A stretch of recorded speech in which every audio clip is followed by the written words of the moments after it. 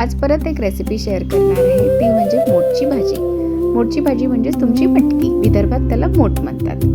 त्याला छान रस्सा केला की ती बनते भाजी. पोळी बरोबर खूप छान लागते.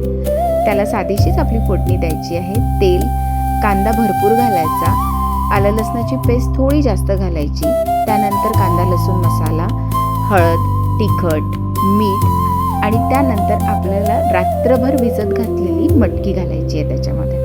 मस्त भाजी होते. तुम्हाला जर रेसिपी आवडत असतील तर नक्की लाईक करा, सबस्क्राईब करा आणि कमेंट करून मला नक्की सांगा की तुम्हाला या रेसिपी आवडतात की नाही. ही मस्त रात्रभर भिजत घातलेली मटकी घालायची आहे.